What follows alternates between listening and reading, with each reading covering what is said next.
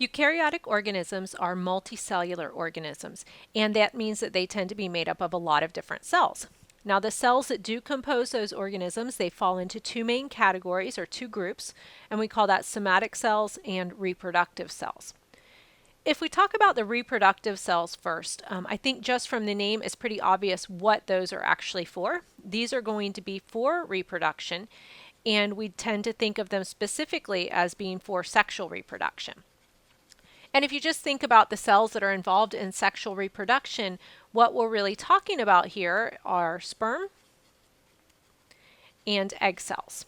Okay, so reproductive cells, the whole point of those is for sexual reproduction. And when we do produce reproductive cells, we have a specific type of cell division that is going to give rise to those. So these are going to be made by meiosis. So the meiosis process is going to produce those reproductive cells. Those reproductive cells tend to be unique.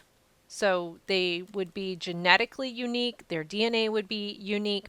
And then another thing about the reproductive cells is that these are usually going to be haploid cells. And as haploid cells, that means that these are cells that are going to contain one copy of each chromosome. So we call that 1N, so one set of each chromosome. If we talk about the somatic cell side, somatic cells are pretty much everything that's not a reproductive cell.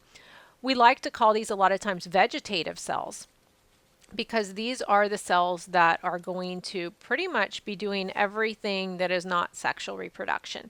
So if we're talking about humans, this would include everything that's not egg and sperm. So we have hair cells, skin cells, liver cells, whole long list of these. And these are going to be cells that are produced by asexual reproduction. And we have a specific type of cell division that is going to give rise to those cells. And that process is going to be mitosis. One of the characteristics of mitosis is that this is going to produce genetically identical cells.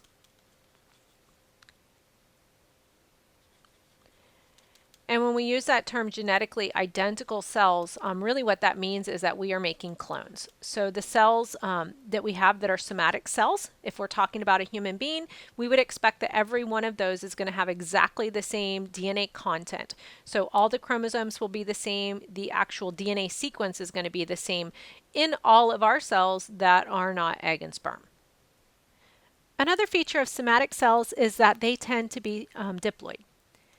So as diploid cells, that means that these are going to be 2N, and they are going to contain two copies of each chromosome inside.